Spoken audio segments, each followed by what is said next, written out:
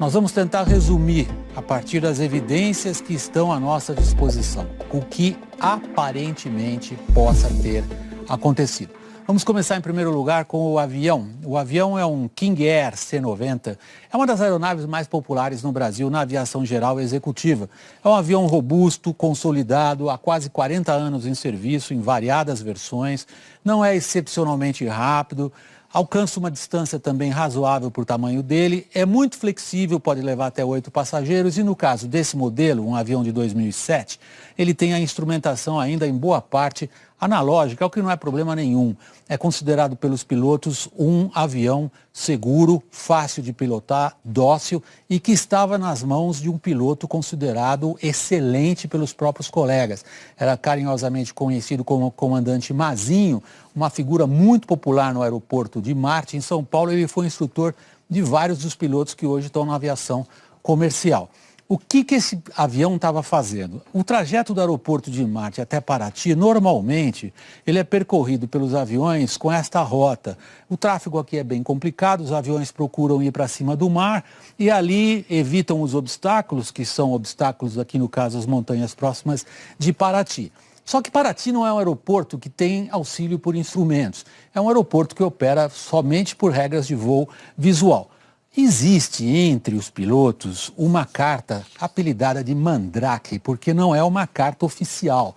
É uma carta que o pessoal usa para marcar pontos de GPS ao longo dessa rota que auxiliam um piloto a se encontrar no espaço e a ter uma trajetória de voo razoavelmente segura por um lugar como Paraty, que é conhecido por ser um aeroporto perigoso. Perigoso porque ele é cercado de montanhas. E quando a visibilidade não é ruim, a situação se torna ainda um pouco mais complicada. Qual era a situação no momento em que o acidente aconteceu, por volta da 1h30 da tarde, hora local? Nós pegamos as imagens do radar meteorológico do Pico do Couto, no Rio de Janeiro, que monitora essa área. Não é boa essa imagem, não é difícil vocês imaginarem por quê. Essas cores vivas significam muita água. É contraste típico dessa região, nessa época do ano, nessas condições, que uma parte da Baía da Ilha Grande, como é conhecida, toda aquela parte de Angra está aberta, com boa visibilidade, e ao mesmo tempo uma outra parte está fechada, com uma cortina de água, que bloqueia a visibilidade. Isso bate com vários relatos de testemunhas. Alguns lugares com chuva muito forte, outros com a visibilidade razoavelmente boa. Como é que o avião veio para essa aproximação final? Nós assumimos que ele estivesse fazendo aquele circuito, se bem que há relatos que dão uma versão um pouco diferente. A distância, ao contrário de que dissemos no começo dessa edição, da cabeceira da pista para o ponto onde ele foi encontrado na água, é de 4 quilômetros e não de 2. Aqui corresponderia, se o avião mantivesse uma aproximação em uma descida normal, uma altura de quase 200 metros em relação ao chão. Então vocês podem concluir que esse avião, em vez de estar a 200 metros acima da água, estava praticamente na água.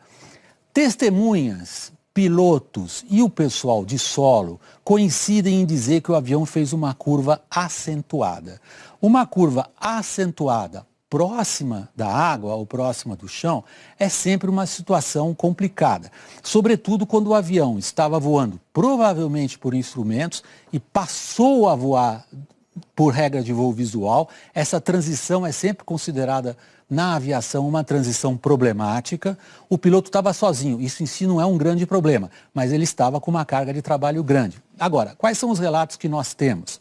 Que ele tentou uma primeira aproximação, impediu a chuva que essa aproximação se efetuasse, ele fez uma curva à direita, para cá. E ao retornar e reingressar na final, ele acabou fazendo uma curva que terminou na água. Vamos ver algumas imagens agora dos destroços.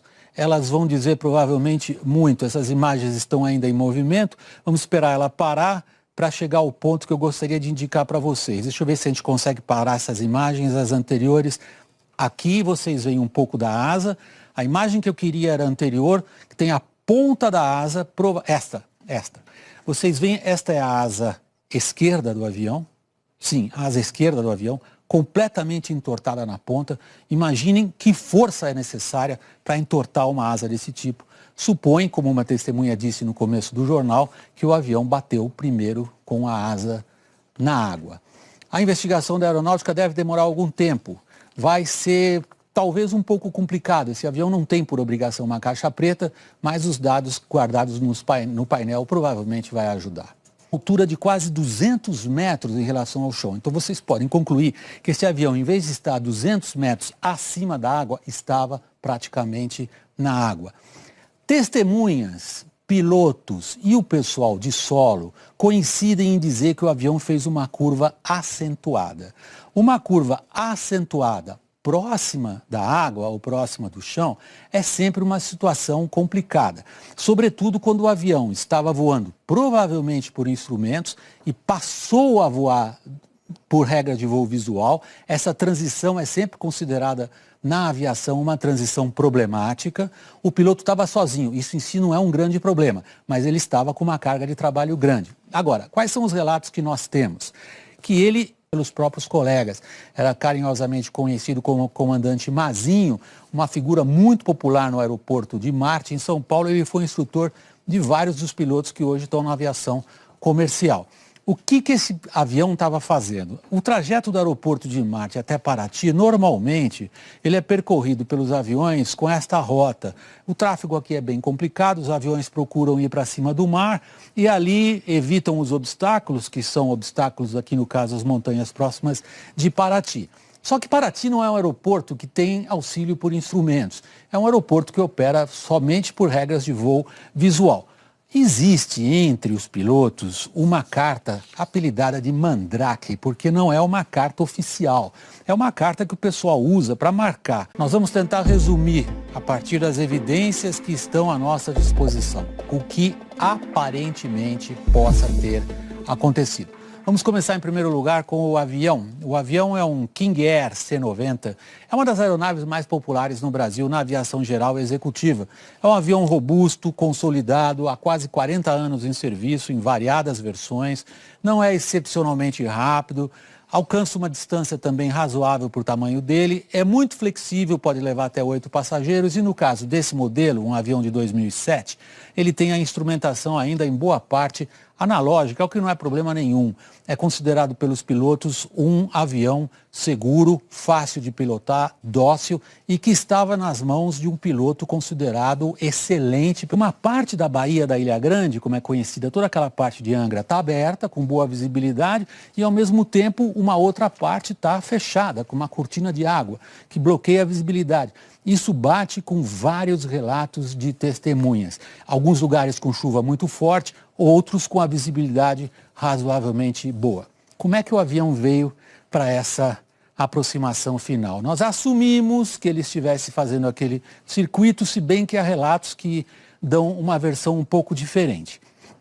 A distância, ao contrário de que dissemos no começo dessa edição, da cabeceira da pista para o ponto onde ele foi encontrado na água, é de 4 quilômetros e não de 2. Aqui corresponderia, se o avião mantivesse uma aproximação em uma descida normal, pontos de GPS ao longo dessa rota que auxiliam um piloto a se encontrar no espaço e a ter uma trajetória de voo razoavelmente segura por um lugar como Paraty, que é conhecido por ser um aeroporto perigoso. Perigoso porque ele é cercado de montanhas. E quando a visibilidade não é ruim, a situação se torna ainda um pouco mais complicada. Qual era a situação no momento em que o acidente aconteceu, por volta da 1h30 da tarde, hora local? Nós pegamos as imagens do radar meteorológico do Pico do Couto, no Rio de Janeiro, que monitora essa área. Não é boa essa imagem, não é difícil vocês imaginarem por quê. Essas cores vivas significam muita água. É contraste típico dessa região, nessa época do ano, nessas condições, que